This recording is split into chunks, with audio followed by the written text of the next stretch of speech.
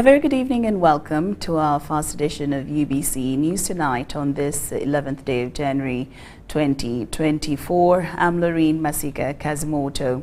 We start off with President Yoweri Kaguta Museveni has reappointed Justice Simon Mugenyi Byabakama as the chairperson of the Electoral Commission to serve another term of 7 years. Hajat Aisha Lubega has also been retained as the deputy chairperson of the commission. Stephen Tashobia is also retained as commissioner, and other members to the commissioner for the first appointment include Robert Kasule Sebunya, Anthony Okello, Dr. Sally Simba Kayunga, a political scientist at Makerere University, and Pamela Etonu Okudi. These await vetting by the Committee of Parliament to commence commission operations at the Electoral Commission.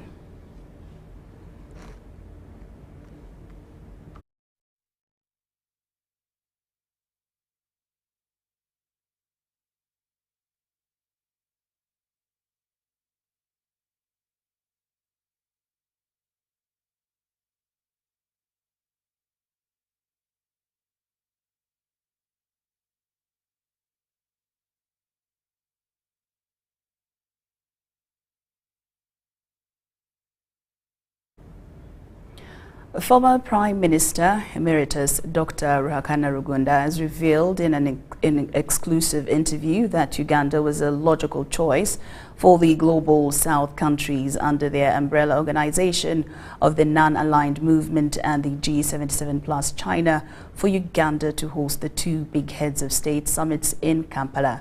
Speaking in an interview with UBC's Timothy Sibasi at his residence in Makindye, Kizunga Zone, Dr. Rugunda justified that Uganda was a better choice for the two summits and the future of NAM and G77 China during President Museveni's 3-year tenure as chair. Let's have the details of this report. To know from you, what is your assessment of Uganda's readiness to deliver the two international heads of state summits, the Non-Aligned Movement and the G77 plus China? Given your past experience of CHOGM and the African Union summit that you hosted here in 2011, what's your assessment? Well, my assessment is that Uganda is doing well. First of all, I should point out that the holding of these two summits in a way is unprecedented. Having two such powerful summits together, back to back, is a great honor to Uganda, is important international recognition of Uganda's capacity and Uganda's political consistency to the aims and objectives of both NAM and the group of 77 plus China. It's a vote of confidence in the leadership of Yoweri Museveni as our president and his government, and also of the national resistance movement. So we should be proud that Uganda was selected. Uganda was not selected just at a spur of a moment.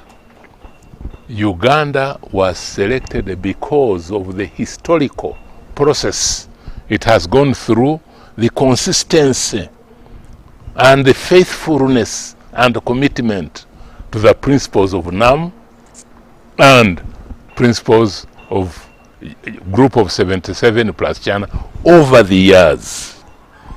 And I'm glad that Uganda has been tested, found able, and we are now hosting this conference. With regard to the preparations, politically we are more than ready, and physical infrastructure, I want to salute government and especially the Minister of Health, our Minister of Works, and also Kampala City Authority, and indeed the population in Kampala, who have responded very well, Kampala and Entebbe, who have responded very well in making sure that our infrastructure is beefed up, is clean, and is ready to receive our guests. These are guests not just of the President Museveni, no.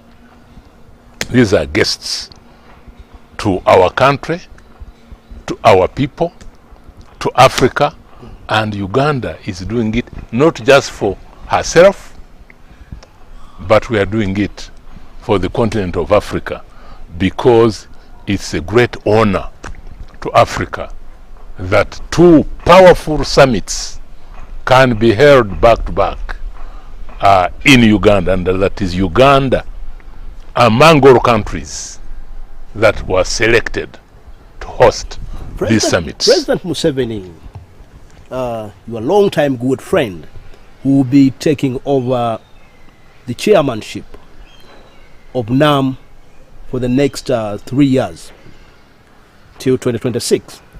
Where do you see the future of NAM under President Museveni's leadership as the chair? And where do you think that, where was it Uganda to host NAM? President Museveni is not only a good leader in Uganda, but he's a good leader in Africa. He is a well-known internationalist, going beyond the African continent, but also being a friend, and Uganda as well, being a friend of other. Therefore, Uganda was a logical choice by the non-aligned movement and the group of 77 to come and hold the summits here.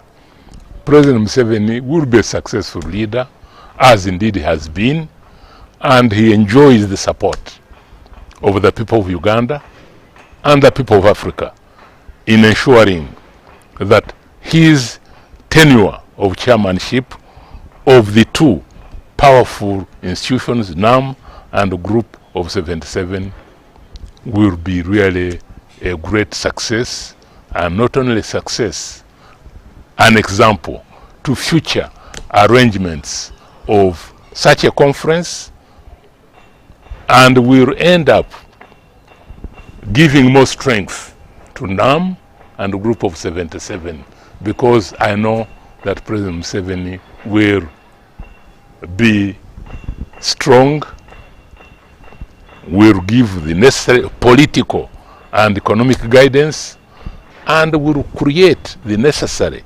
international harmony in both NAM and the group of 77.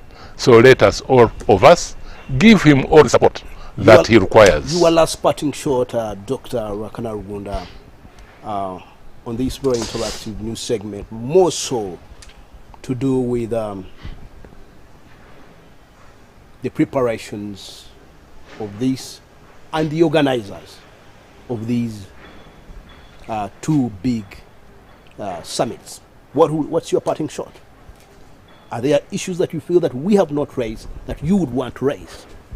It's difficult to be perfect, but I think the committee and the head of the public service, Ruth Nachove, and her team has done very commendable work, and we as Ugandans should both be proud of the work they have done, but should work with them to ensure optimal success of these two summits.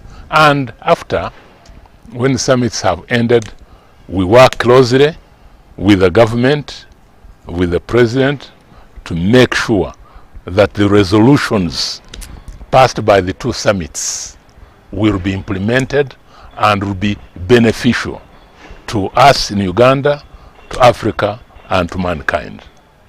Well, thanks, Dr. Rakana Rugunda, for being part of this interactive news segment where we host people of sound minds and discuss issues that affect the people. Thank you very much. Thank you very much. It's a great pleasure. That is UBC's Timothy Sibasi talking to the former Prime Minister Dr. Lauryn Masika about the upcoming events, that's NAM and the G77 plus China summits. Now in more news, organic farmers under their umbrella body, the National Organic Agriculture Movement of Uganda, are positioning themselves to showcase Uganda's strides in the area of organic farming during the non-aligned movement and G77 plus China summits. The Chief Executive Officer for National Organic Agriculture Movement of Uganda, Chariton Namoza, has appealed to government to use this opportunity to lobby for Ugandan organic products on the international market. Uganda takes the second position globally after India and the first in Africa in organic farming. Organic farming is the production of food without the use of harmful chemicals like pesticides and fertilizers, but rather alternative methods are applied. Now organic farmers under their umbrella body, the National Organic Agricultural Movement of Uganda, have challenged government to optimize the non-aligned movement and G77 plus China summits to showcase Uganda as the source of quality organic products. Our government, ministries, departments and agencies, and all individuals that are at the forefront of hosting the NAM and G77 plus China summits to underscore the fact that Uganda is home to a broad range of safe, healthy and organic foods, and better still, serve our delegates or guests with organic dishes. The government has created a conducive environment for organic farming in Uganda. We are also in the process of having the Organic Agriculture Bill to operationalize the policy. And that aside, we have also gone halfway to having the National Agroecology Strategy. I don't want to bring too much details here about agroecology and organic agriculture, but one is a subset of the other, okay, and they complement on each other. So that is what we've done in terms of policy framework, but also other than policy, we are trying to mainstream organic agriculture across the entire agricultural extension systems. Uganda mainly exports her organic products to the European Union, and the country earns about $160 million annually. Adia Nakute, UBC. Do look out for a more detailed interview with the former Prime Minister Dr. Lauryn Masika talking about NAM and G77 plus China summit with our reporter Timothy Sibasi. That will be in the 10 o'clock bulletin. Now still about NAM and G77 plus summits that will be hosted here in Uganda. It's just a few days away, just 4 days away, and we'll be welcoming over 120 countries. Now a media guided tour did explore the key locations, including Entebbe International Airport, Speak Resort, Munyonyo Convention Center, and the newly opened Kampala flyover. Take a look. Uganda hosting a forum of 120 developing world states provides a platform for it to demonstrate its leadership in the East African region and on the African continent as a whole. This strategic move aims to bolster Uganda's role in regional peace, security and economic integration. At the Kampala flyover, UNRWA's communication officer Alan Sempewa highlighted its role in easing traffic congestion and facilitating smooth movement during the summit, as well as connectivity to various summit venues. What you see right now is we've even opened up the road to traffic. All the lanes, because we've widened the lanes at this flyover corridor. All the lanes are now open to traffic. The underpass tunnel or the underground road is open to traffic as well. It will be lit 24/7. He additionally says that the Munyonyo Kajansi Spar, along with the flyover, stand at 100% readiness to accommodate delegates. And the state of preparedness, I can say that we are nearly set, almost set, or completely set, I should actually say. Why? Because we have the major routes that will move the delegates ready and set for them to use. One of them is the airport road, right from the airport to Kajansi. What have we done there is we've beautified and enhanced the appeal of that section. Munyonyo Speak Resort Convention Center, the main summit venue with a 3,800-seater capacity, is in its final preparations to host delegates starting Monday.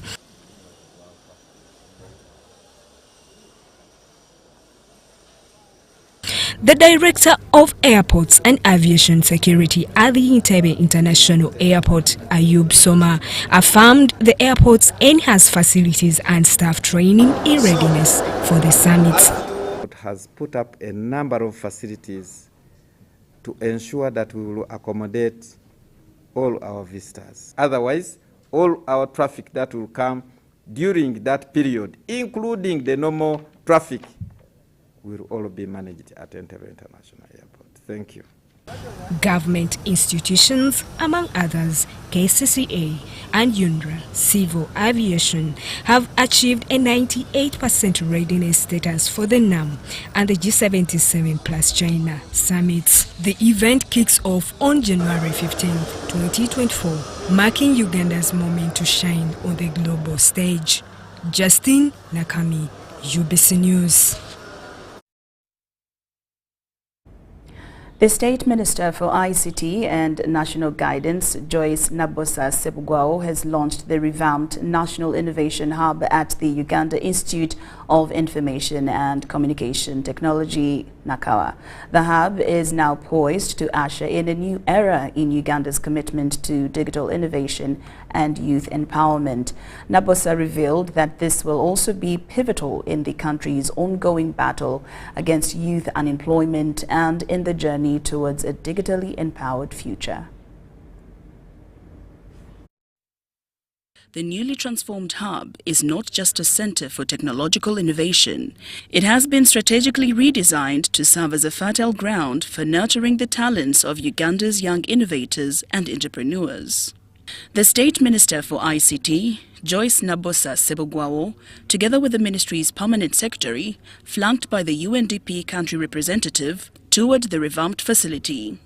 Speaking shortly after, Nabosa emphasized the crucial role of the Innovation Hub in addressing the nation's youth unemployment crisis.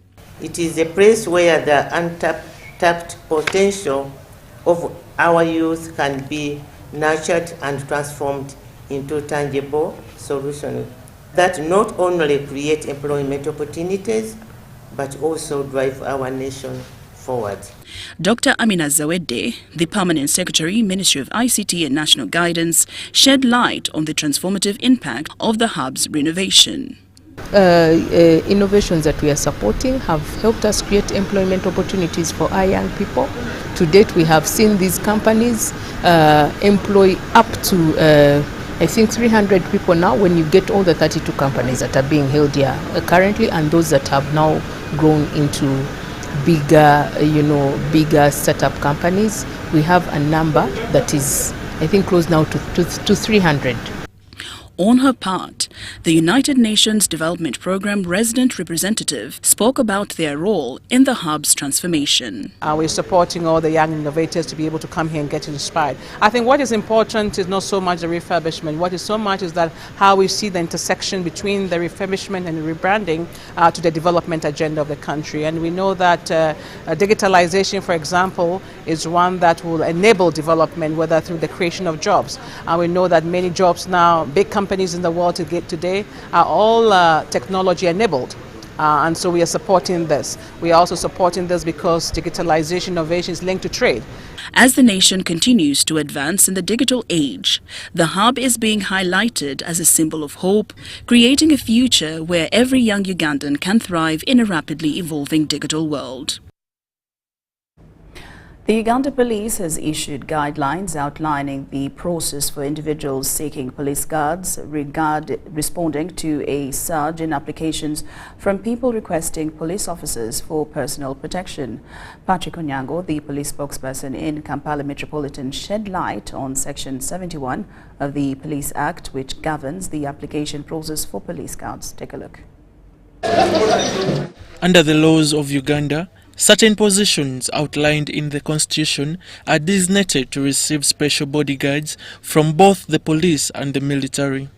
However, Patrick Onyango clarified that, according to the Police Act, there are circumstances in which individuals not specified by the law can apply for security personnel in uniform to enhance their personal safety. All stating the reason why he wants what? He wants security, the reason why he wants protection.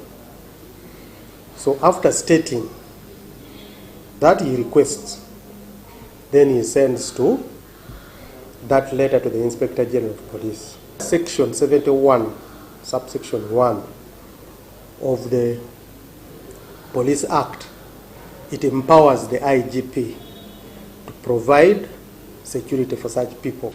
According to Onyango, the Inspector General of Police assumes the responsibility of assessing the perceived threat level to determine if it warrants special attention.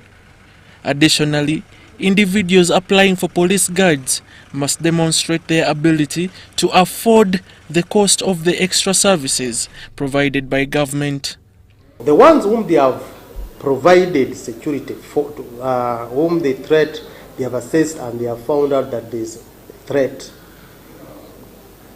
he is tasked to pay government revenue.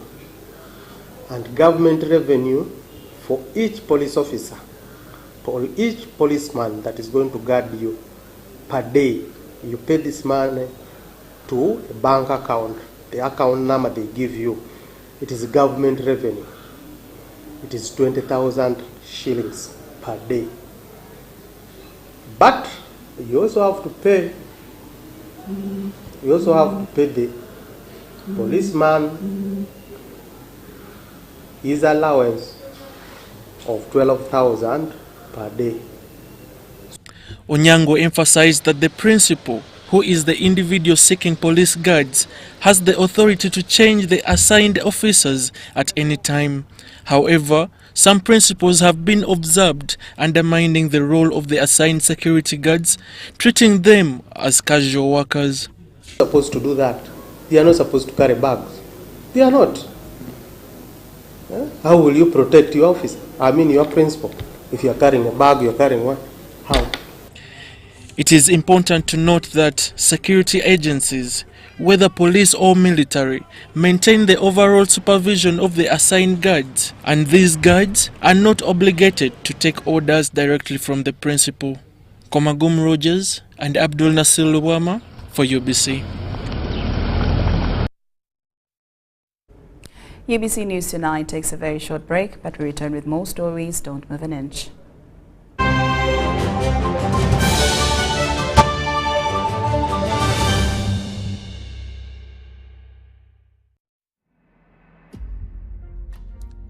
Key organs. The non-aligned movement operates through key organs such as the Summit Conference, ministerial meetings, and the Coordinating Bureau. These structures facilitate diplomatic collaboration among member states, providing forums for discussions on common challenges and the formulation of collective responses.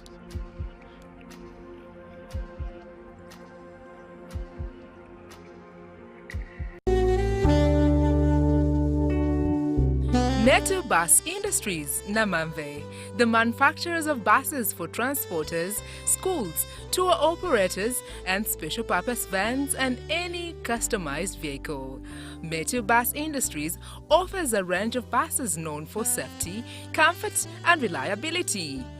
Depending on your needs, a bus can simply be a point A to point B people mover with just seats, or a special design that includes power outlet, Wi-Fi, television, refreshment center, and any other specification. Buy your buses from Metu and support industrialization of Uganda. Contact us on 0788 118586 or 0782 030303. Email us metuafricabus@gmail.com. Visit our website www.metubusafrica.com.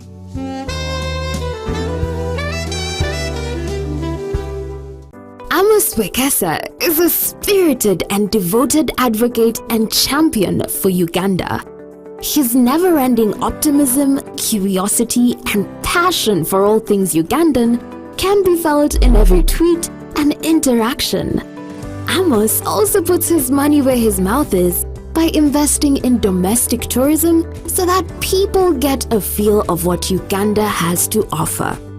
Amos, a grateful nation thanks you. You are unstoppable. MTN, the Unstoppable Network, celebrates you. Visit GreatLakesSafaris.com and together, let's support Ugandans like Amos who are driving our country's unstoppable progress.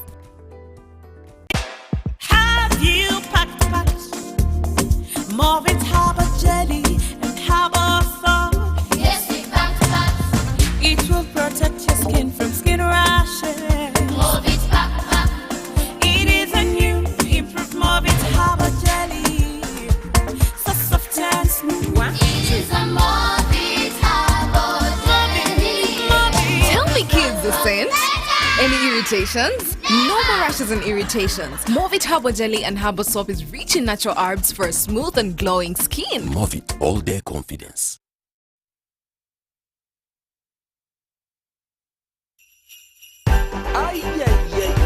Tugabane bigi tugabane, share with your loved ones tugabane. Gabula tulita kwesamula festive season eno tugabane. Pepsi Mountain Dew Mirinda, twalira ko jajja mu kyalo tolinda. Drink at home on Christmas, you can even keep some for Boxing Day. Tugabane bigi tugabane, flavor for your loved ones tugabane. Big meals ne memories sabula festive season eno tugabane. Grab a Pepsi hamper of any 2-2-liter of your choice and get a free Pepsi Max 330 ml. Share the cheer this festive season with Pepsi. Tugabane!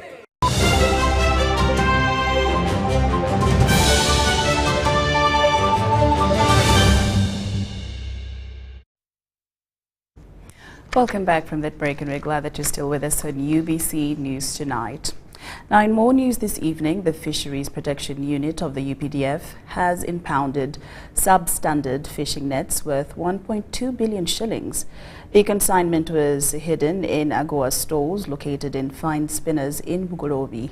In the operation, one suspected, identified as a manager, was arrested while the owner is still at large. The consignment of substandard fishing materials impounded by the Fisheries Protection Unit of the UPDF are 1,124 pieces, which includes nets, fishing wires, among others. These materials worth 1.2 billion shillings. We have found in the stores today, we have found the nets, fishing nets, which are prohibited. These are nets which kill our fish. They catch all types of fish, including the small fish that is not allowed to be got from the lakes, and so it is depleting the fish in the lakes.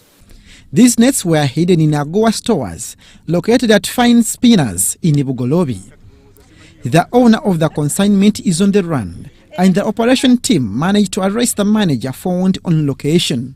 But we are going to utilize him to give us more information about the owner, and then but we are going to take them to court. Them to the FPU headquarters in Entebbe. Then later we shall wait to get a court order which will instruct us or direct us on what to do. So it's a message to the fishermen and to the people who are dealing in illegal fishing net. These operations are not going to stop. The impounded materials lacked UNBS stamp, which implies illegal entrant into the country.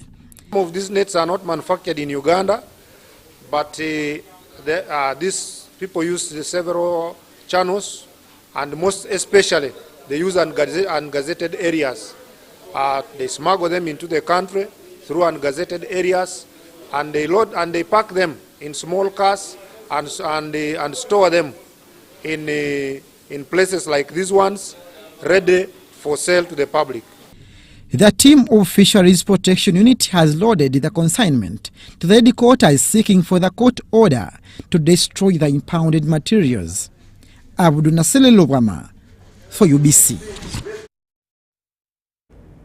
As Uganda prepares to host 2 international conferences, the 19th Summit of the Non-Aligned Movement and the 3rd G77 plus China starting the 15th of this month, attention is drawn to some renowned tourism sites or cities for possible revenue earning for the country. One such place is the National Mosque, which is arguably one of the biggest mosques on the African continent. The old Kampala-based mosque is open to anyone irrespective of faith and culture. Starting the 15th of this month, Uganda will be a center of global diplomacy as it will host both the 19th Summit of the Non-Aligned Movement, NAM, and the 3rd G77 plus China conferences. Given the magnitude of the guests the 2 events will attract, Uganda is positioning herself to reap big from tourism.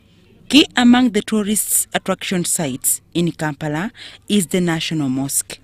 The construction of the National Mosque is believed to have started during the reign of Idi Amin, that was between 1971 and 1979. The project commenced in 1972 during the reign of the former Ugandan president, General Idi Amin. Unfortunately, he was overthrown when the project had stopped at the foundation level. It stalled for over those many years until the year 2002. The reigning Mufti, His Eminence Sheikh Shaban Ramadan Mbaje, with the recommendation of His Excellency President Lauryn Masika Kazimoto, approached the late Libyan president. He accepted the request from our leadership to reconstruct this mosque again, which was done, and here it is. Sometimes referred to as the Gaddafi Mosque, the structure is seated on 80 acres of land. And for us, we think it is the biggest on the side of black Muslims in Africa. Yes, if you could go to black Africans, this could be the biggest. Given its religious significance, leaving one's footwear at the entrance of the mosque is not negotiable. Of course, it is one of our traditions. You remove our shoes when you enter the mosque. Whenever you come here, you have to put on modestly on the side of ladies. Of course, even men, there are those who always want to put on shorts. We recommend that come putting on a long trouser. Of course, women have to wear a small veil. We have them, we provide them here. The architectural work is a blend of 3 cultures as portrayed in the beautiful art pieces in here. The calligraphy is purely Arab Islamic art.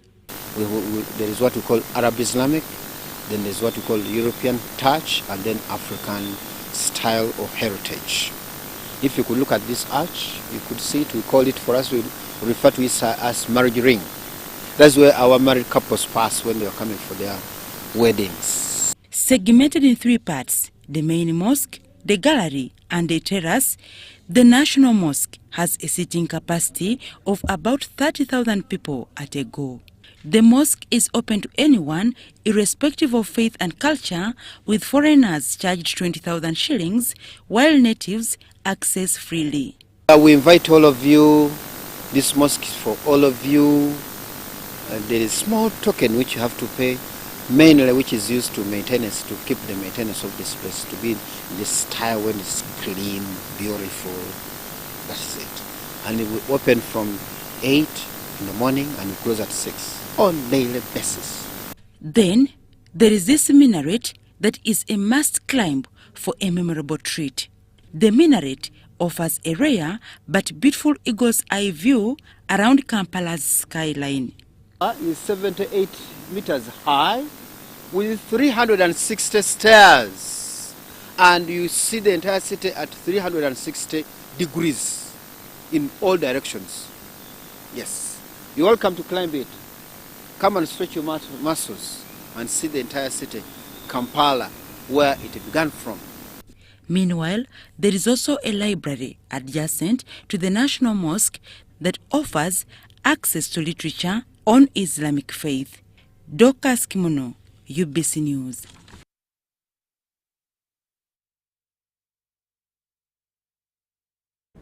Indeed, the old Kampala National Mosque is definitely a sight to see. Now, in more news this evening, more of a somber mood at the funeral of the late Haji Abdul Nsereko in Bulika village, Nama Mukono district. Prince Kasim Nachiringe, the titular leader of Chibuli Muslim sect, encouraged mourners to draw attention or inspiration from the honesty and professionalism exhibited by the deceased during his tenure as both a journalist and a politician at KCCA. Allahu Akbar. Osenga tongambye ne mugandi yo mimi afande. Nagandi yo wewe ne mugandi yo mimi afande. Nasituka yali mukanzu ye enjeru. Naga naye kangulage nti ndi afande. Naga olaba bw'otanguteeko. Kuba nomale bwe ngenda mu kisenge angankwataako nsituke mpola mpola. Ku luno yeesitula yekka n'ayita muzzukulu we Medi. N'amugamba katugende mu ddiiro.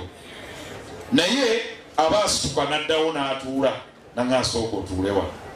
Nangamba obulamu sikyabuwulira. Ne mugana yate ng'onyirira nnyo. Nanga gwe bw'olaba naye nze eri munda sinyirira. Ne muganja akubuulira ate tonyirirangako nga bw'oti n'aseka naga omatiza. Nze gw'olaba nga ddala ngenda bwenti nze gw'omatiza ne mugaaji ekigambo ekyo kyogedde okuva taata busuulwa bwe yafa. Mutwowe He praised Al-Hajj Abdul Nsereko for his contributions towards his time at UTV. Winston lamented the loss, describing Nsereko as an encyclopedia, a valuable source of information for many. Of UBC, Uganda Broadcasting Corporation, tubatuusako okunyolwa ennyo kwa muganda waffe, taata waffe, mukadde waffe, speech empandiike naye sijja gisoma. Alhaji Nsereko omulimu gwakoze mu ggwanga gwa maanyi nnyo kuba atendese abamawulire bangi nnyo era twenyumiriza okugamba nti wadde agenze naye atulekedde amagezi mangi nnyo ate abadde omuntu awabula buli omu omwana omukulu omukadde bonna nga bawa ekitiibwa kyekimu. So n'ebigambo ebyo katusabe Allah Abdul Katunto, representing the Speaker of Parliament, Anita Monk, emphasized the importance of teaching children religion to address societal issues. Jill Senyonyi, the leader of opposition, urged politicians to proactively engage and find common ground rather than waiting for somber occasions.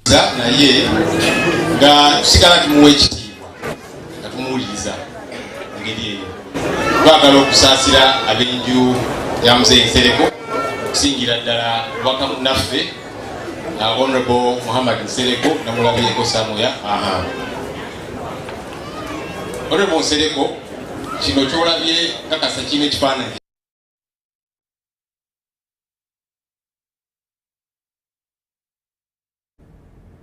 May his soul rest in peace. The Mufti of Uganda, Sheikh Shaban Ramadan Mubajje, has issued a caution to Muslims, urging them to refrain from making unfounded statements, particularly on matters related to Islam.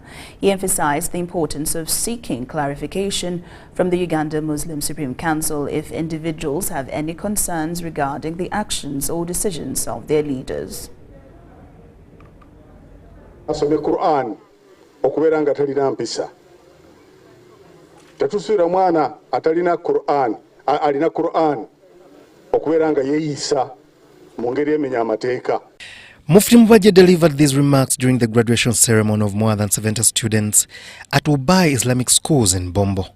During the event, Mubajje stressed the significance of avoiding baseless claims within the Muslim community and emphasized the need to verify information through the proper channels to prevent any negative impact on the image of Islam. N'okubagumya nti tewali kyonooneka. Omuntu yenna alina kyayagala okumanya ku Supreme Council ajja ku Supreme Council. Tewali gwe tugaana. naye toyogera ky'otolinaako bumanyi kubanga ogenda kwanukula. In addition, Sheikh Abbas Murubya, the Secretary General of the Uganda Muslim Supreme Council, reassured the Muslim community that there have been no changes in the leadership and the leaders continue to serve effectively. He urged Islamic schools to register with the Uganda Muslim Supreme Council for recognition in Islamic examinations and institutional acknowledgement. So I'm asking schools that are involved in teaching Islam. Teaching Islam is a very good thing. It is noble. Do it the right way. Make sure the authorities that are responsible for Islamic affairs in this country know you. Sheikh Mohammed Haruna Bukenya, the owner of Obai Islamic Schools, took the opportunity to congratulate graduates upon their achievement. He expressed gratitude to the parents and teachers for their dedication in instilling religious values in their children. As you celebrate today, you should remember one thing, that you are Allah's vicegerent. You are representative of Allah's message. Abana bana bakute Qur'ani okusinzira ku hadithi ya Nabi sallallahu alaihi wasallama bebasinga obulungi olwa hadithi egamba nti khairukum man ta'allama al-Qur'ana wa 'allama, abasinga obulungi oyo asoma Qur'ani ate n'agisomesa. Meanwhile, students and teachers from Fahad Springs Junior Schools expressed their gratitude to Allah for success in the Islamic primary living examinations. We sat 15 students, 13 of them got aggregate 4 and 2 of them got aggregate 5. We thank Allah for His blessing in this school. Allah for enabling our learners to perform to that extent. I thank our school sheikhs, the teachers, the director for that effort they have put in to see that our learners excel. They are now optimistic about performing well in the upcoming UNEB exams. The Uganda Quran Schools Association has released, has released the results of the 2023 Theology Primary 7 examinations, releasing the results at Tal Cottages in Kampala. The Secretary General of the Uganda Quran Schools Association, Dr. Haruna Jemba, said that despite their efforts to change the public perceptions of the examinations, students have not done well this year, with many failing Arabic. We have more. The results of the Primary 7 examinations in theology have been released by the Uganda Quran Schools Association Examinations Board. The Secretary General of the Uganda Quran Schools Association, Dr. Haruna Jemba, said that despite their efforts to change the attitude of the people towards the exams, the students have not done well in Arabic, as the problem is due to teachers who fail to introduce Arabic language to the students.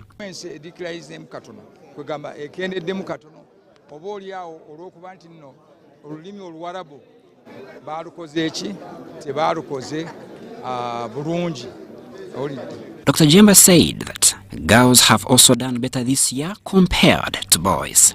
He, however, said the number of boys who sat the papers increased to 58.1%, while the number of girls increased 41.9%, due to the increase in the number of students sitting the examinations.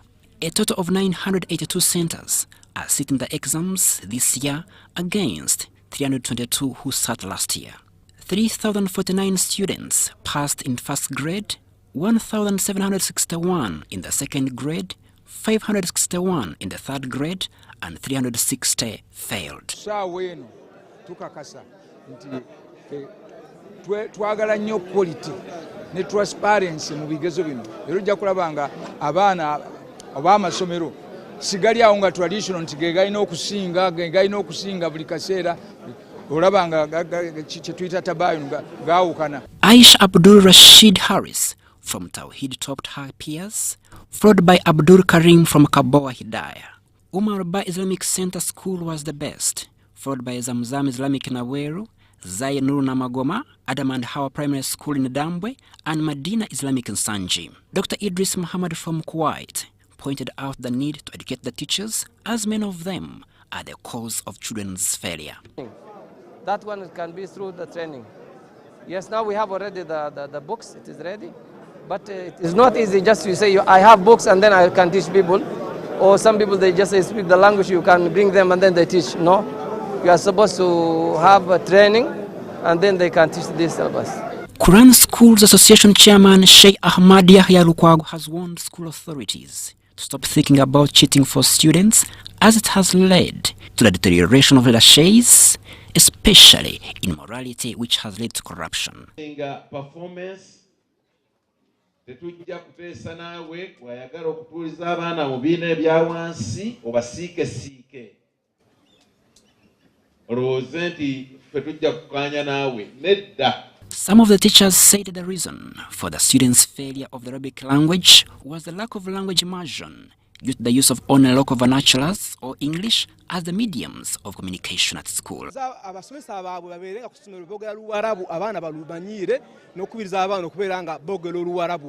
The subject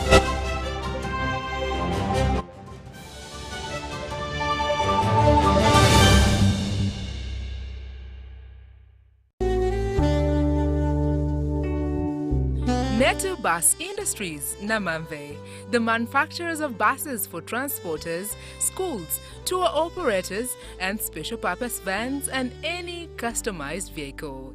Metu Bus Industries offers a range of buses known for safety, comfort, and reliability. Depending on your needs, a bus can simply be a point A to point B people mover with just seats, or a special design that includes power outlet, Wi-Fi, television, refreshment center, and any other specification. Buy your buses from Metu and support industrialization of Uganda.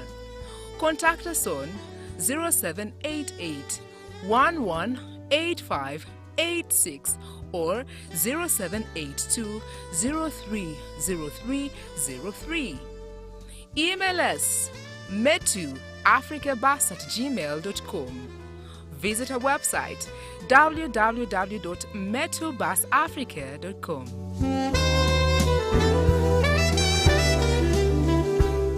When it is KB o'clock, you need more from your voice bundles. That's why MTN is offering you more minutes across all networks that don't expire. Buy the new 90-minute Freedom Bundle at 5K or the 200-minute bundle at 10K and Jazz with no limit.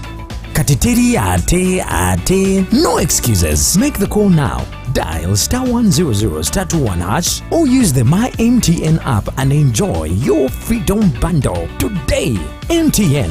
Together we are unstoppable. Terms and conditions apply. MTN is regulated by the Uganda Communications Commission.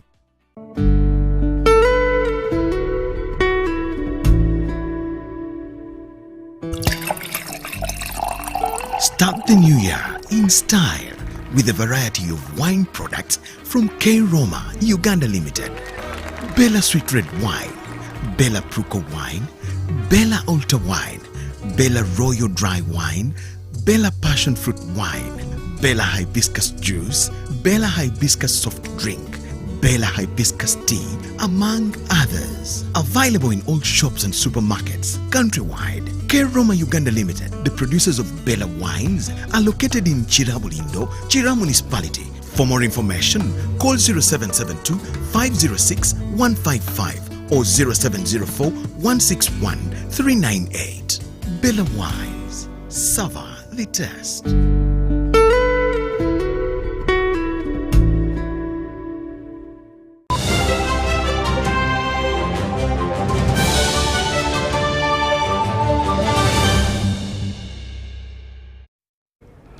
Welcome back from that break, and now into the business scene. E.J. Wayland revealed oil seepages laying the foundation for Uganda's current journey into petroleum. Explore this part series with us as we unearth the untold stories of Uganda's oil-rich past with Mark Wadulo.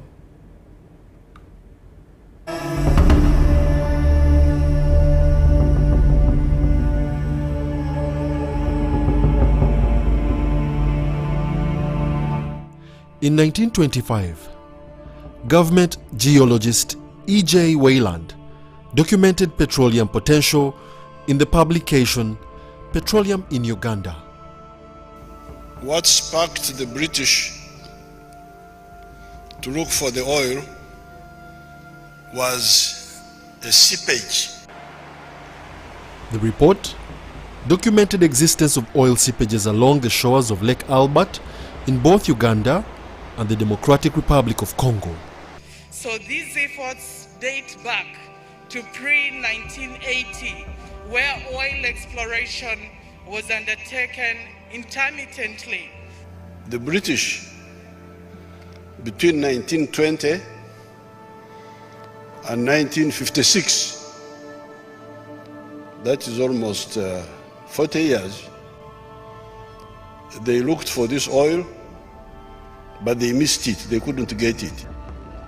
Serious exploration works began again in the early 1980s with the first Petroleum Exploration and Production Act enacted. When we came into government in 1986, some Shell BP people came. A few days after we were in the government, and I said, Shell BP, I have nobody on my side who knows anything about oil, so please go away. Let me first prepare myself. I cannot sign an agreement with you because I have nobody on my side who knows anything about oil.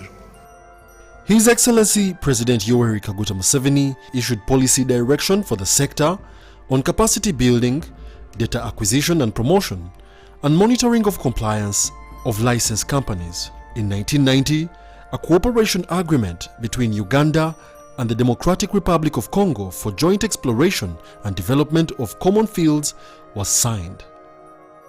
This saw the first production sharing agreement between Petrofina Exploration, Uganda, and government signed over the entire Albertine Graben.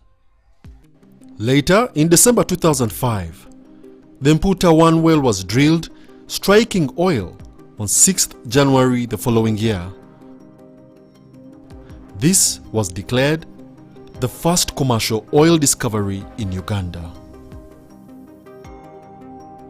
It wasn't long till major investors like Tullow Oil, Total and Sinnock commenced exploration along Lake Albert. Tullow Oil operated in Blocks 1 and 2, Total operated in Blocks 1 and Block 1A, Sinnock operated in Block 3 and the Kingfisher site. So when we do the location of the oil pad, we need to consider water factors and then we make a choice. Normally, generally speaking, is the economic beneficial. So it's cheaper, we can produce more oil. This is the location we choose.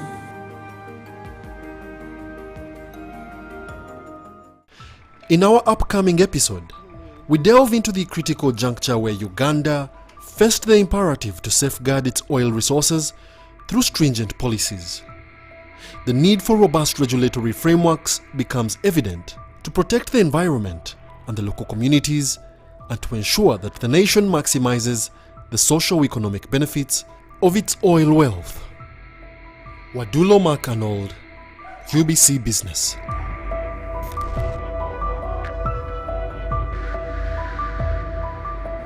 Thank you, Wadulo Mark-Arnold. Uganda registers an increase in milk production from 2.81 billion litres in 2020-2021 to 3.85 billion litres in 2022-2023, despite the reported drought in some areas. This report was given by the Minister of State for Animal Industry, Honorable Bright Ramirama, during the Dairy Development Authority Annual Report for the year 2022-2023. Take a look. The dairy sector grew milk production by 37% between the periods of financial year 2020 to 21 to financial year 2022 to 23, and this growth was highly attributed to value addition and quality control for both local consumption and export. From 2.81 billion litres of milk in financial year 2021 to 3.85 billion litres in financial year 22-23, despite the reported drought in selected areas of the country.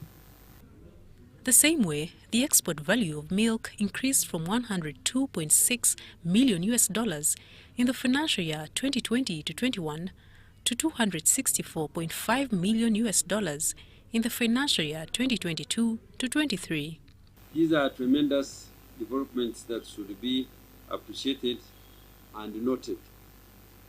For the livestock sector to thrive, farmers need to take livestock farming as business and keep high-yielding breeds, focus on animal feeding programs and animal health for increased productivity and high-quality standards for market access. However, the minister warned against the transportation of cattle from highly infested cattle disease areas to disease-free zones.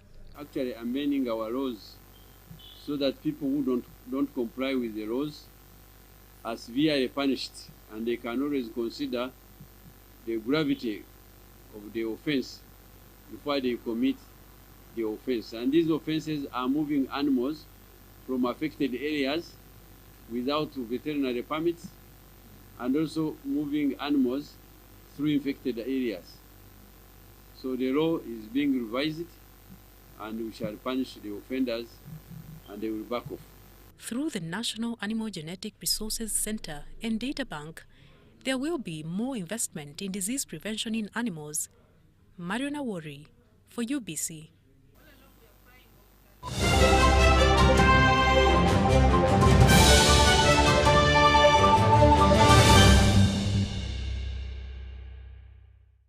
And now on to sports. With only 2 days away from the biggest football showpiece in the African continent, Ivory Coast is lit up with the arrivals of the teams. As many as 10 countries have graced the country with their presence as they gear up to take part in the 2023 Total Energies Africa Cup of Nations. Among the notable arrivals is Algeria, the two-time champions who were elegant in their apparel as they were led by their captain, former Manchester City star Riyad Mahrez, who is expected to be a key figure for the team. The reigning champions, Senegal, also touched down with their newlywed striker Sadio Mane, the captain Al Hilal defender Kalidou Koulibaly, who urged his compatriots for unwavering support and prayers as they brace themselves for the defense of their title. The first runners-up from the previous edition, Egypt, are also present with their own form skipper Mo Salah, looking to right their wrongs with their team, hoping that a new attacking approach bears fruit. Top-ranked African team Morocco, who is also FIFA 2022 World Cup semi-finalists, had their fast training in San Pedro. Other teams that have arrived are Sierra Leone, Ghana, Nigeria, DR Congo, and more yet to arrive as the D-Day approaches.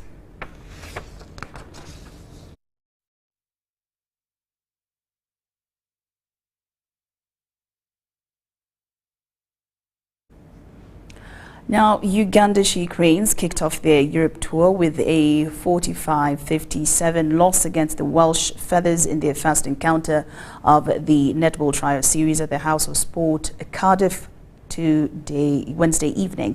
It was a massive blow for Uganda, who missed the services of versatile players Hanisha Mohammed due to club engagements. The game was played in front of a noisy crowd, and Uganda had the lead at the start, though caught up as soon with aggressive, strong and high court pressure defense, which hardly allowed Uganda to enjoy their textbook style of playing the game. Wales goal shooter Georgia Rowe was unplayable in the circle, while Ella Powell-Davis was all over Mary Nabu, denying She Cranes to play that dropping pass into this circle often. It was a massive win for Wales, who were in ascending mode as they limited Uganda to only 11 goals. That's 42-34 in their third quarter.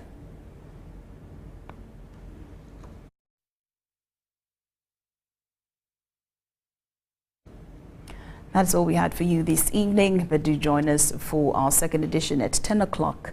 I'm Lauryn Masika Kazimoto. I'll see you at 10.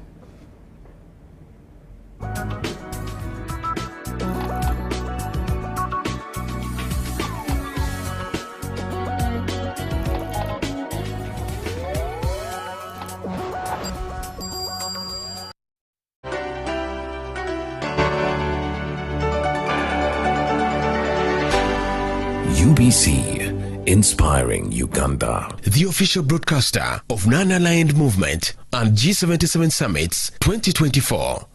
Amos Wekesa is a spirited and devoted advocate and champion for Uganda. His never-ending